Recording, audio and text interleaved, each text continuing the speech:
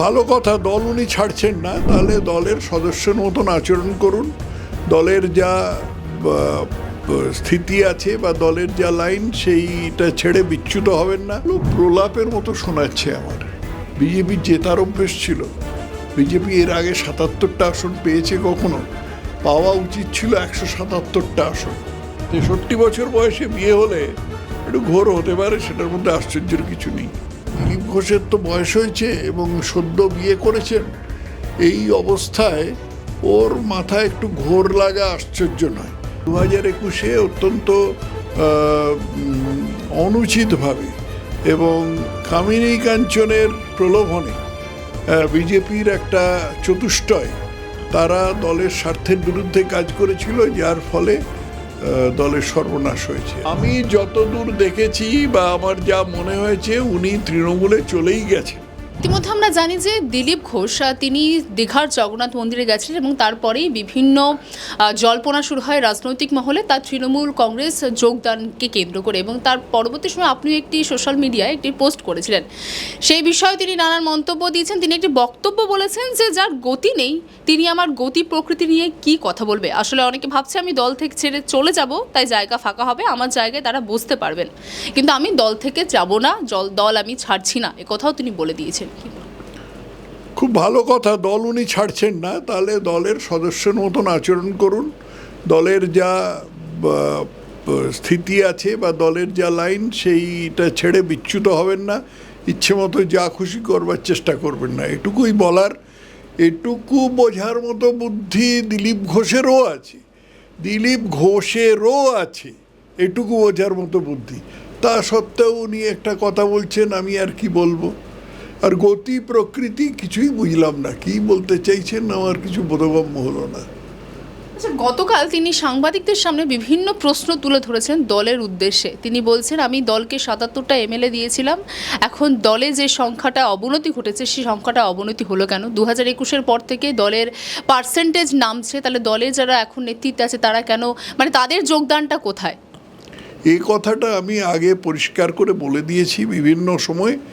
২০২১-এ ১৭৭ হওয়া উচিত ছিল, বিজেপির ক্ষমতায় আসার কথা ছিল, সেটা আসেনি। কারণ ২০২১-এ অত্যন্ত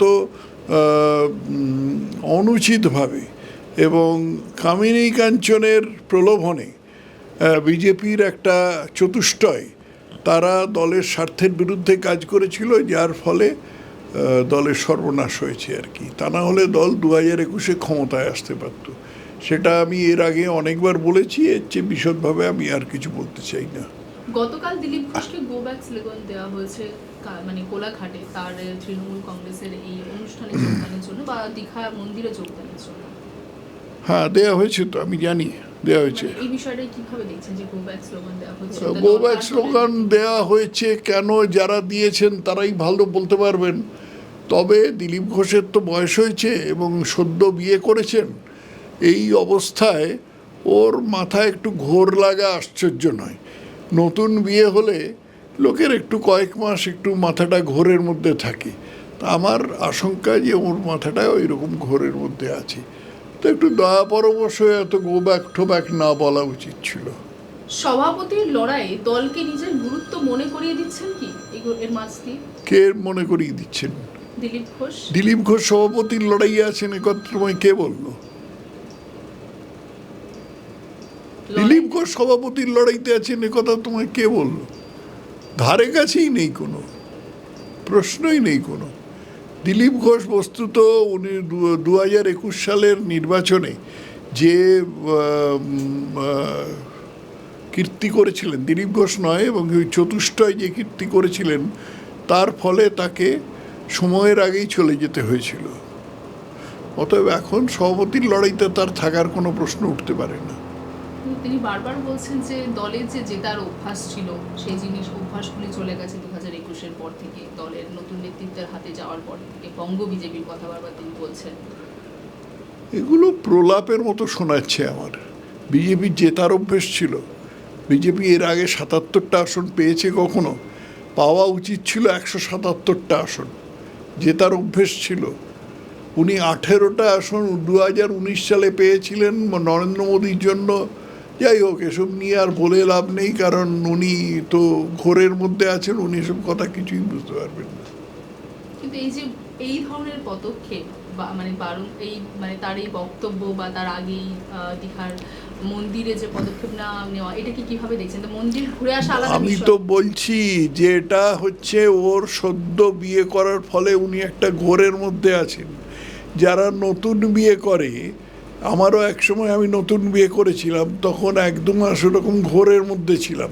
আমার মনে হয় উনিও ঘোরের মধ্যে আছেন, তার উপরে অসময় বিয়ে করেছেন, স্বাভাবিকভাবে একটু সমস্যা তো হবেই। আর মমতা ব্যানার্জির সঙ্গে সাক্ষাৎটাও কি ঘোরের ফল? হতে পারে, আমি কি করে জানবো, কিন্তু 63 বছর বয়সে বিয়ে হলে একটু ঘোর হতে পারে, সেটার মধ্যে আশ্চর্যের কিছু নেই। তিনি বলে দিয়েছেন তিনি তৃণমূলে যোগদান করছেন না, পার্টি ছাড়ছেন না। আপনাদেরও কি এটা এখনো এটাই মনে হচ্ছে? আমি যতদূর দেখেছি বা আমার যা মনে হয়েছে, উনি তৃণমূলে চলেই গেছেন, খালি আনুষ্ঠানিক ঘোষণাটা করছেন না বা দু নৌকোয় পা দেওয়ার চেষ্টা করছেন। বাকিটা উনি বলে দেবেন বা দল বুঝে নেবে। আমি তো দলের মধ্যে কোনো একটা সক্রিয় ভূমিকায় নেই, অতএব এর চেয়ে বেশি আমার কিছু বলার নেই।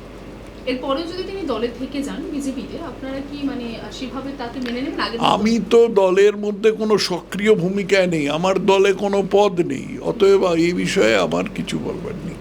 মানে এমনি আপনি যদি নরমালি তাকে দলের একজন বিশিষ্ট ব্যক্তি না না, এরকম হাইপোথেটিক্যাল প্রশ্ন কোনো উত্তর হয় না বা কোনো মানে হয় না।